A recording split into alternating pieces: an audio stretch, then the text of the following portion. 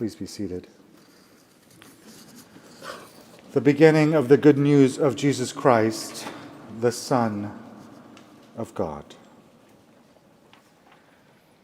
In March of 2020, the digital media website Politico published an article by Leslie Harris on the 1619 Project.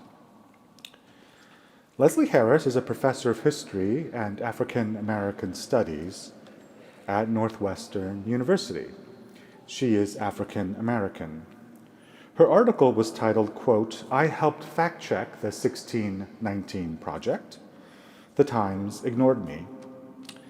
Its subtitle was, "The paper series on slavery made avoidable mistakes, but the attacks from its critics are much more dangerous." And in the article, Harris described how she objected to one of the claims in the 1619 Project, that the American Revolution was fought over slavery. She wrote that the protection of slavery was not one of the main reasons the 13 colonies went to war. However, she also praised the 1619 Project as what she called a much-needed corrective to the histories that we have seen in the past that wrongly suggest racism and slavery were not a central part of U.S. history. She worried that the project's overstatement would allow critics to discredit the entire undertaking, and indeed, in the wake of this project, other history projects have sprung up that mark the beginning of the United States at different dates.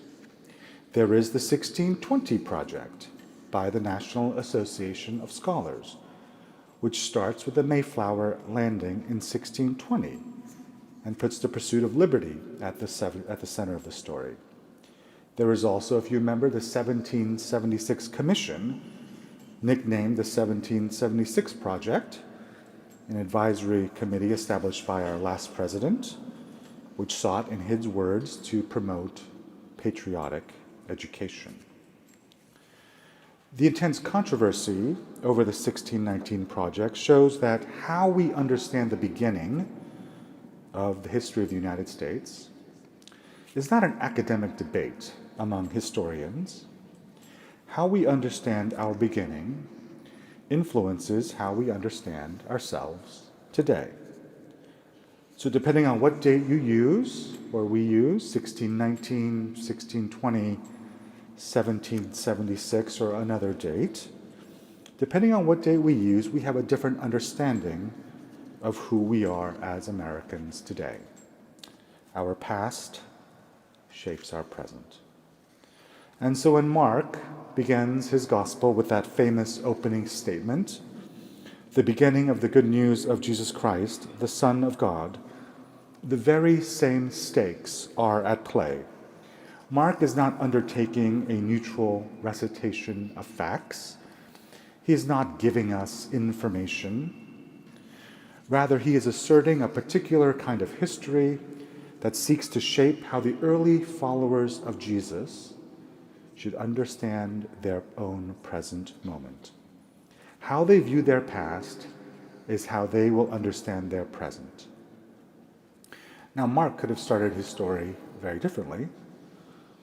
When the Greek historian Xenophon begins his biography of the Persian king Cyrus, Xenophon first describes Cyrus's parents, and then he spends many paragraphs describing the Persian educational system for young boys that formed Cyrus. And for Xenophon, the beginning of Cyrus's life are his parents and this early childhood education. These are the formative moments that shape him into the king that he will become. Mark, as you will see, starts his story very differently.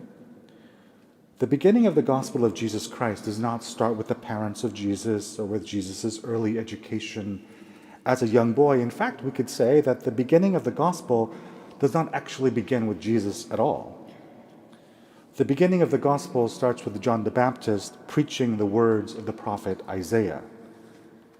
And with this opening, Mark is saying to understand Jesus, we must understand the promises that were made in the Old Testament, especially in this middle section of Isaiah, chapters 40 to 55.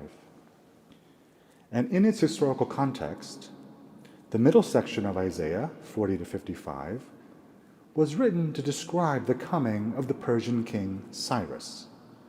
As king of Persia, Cyrus defeats the Babylonians, liberates the Israelites who had been sent into exile, gives them permission to go back to their homeland and to rebuild their temple. In Isaiah chapter 45, Cyrus is called God's anointed, which we could translate as Messiah. So Mark's opening is making a radical claim. Mark is taking these verses from Isaiah, which in their original historical context referred to Cyrus, the Persian king, and asserting that actually these prophecies properly apply to Jesus. Jesus, not Cyrus, is the true Messiah, God's anointed. The beginning of the gospel of Jesus Christ, therefore, connects to a much larger, overarching narrative about a people and a nation who for centuries longed for liberation from foreign occupation and who for centuries have looked to a Messiah who would set all things right. Now, if I were to ask you to describe the beginning of your own life, where would you begin? I think you'd probably begin where Xenophon began his biography of Cyrus. Right? You'd probably start with your parents, what kind of people they were and how they influenced you. And you would probably also describe your own early education, the kind of school you went to, the teachers you had, the lessons you learned. And from that beginning, you were formed into the person you are today. But Mark suggests that a different answer is possible. We don't have to start with our birth, or with our parents, or with how we were raised in our early years. We can start with the moment that when we heard the gospel, the good news of Jesus Christ, and responded in faith to the call of Jesus, who asked us at that time, "Follow me."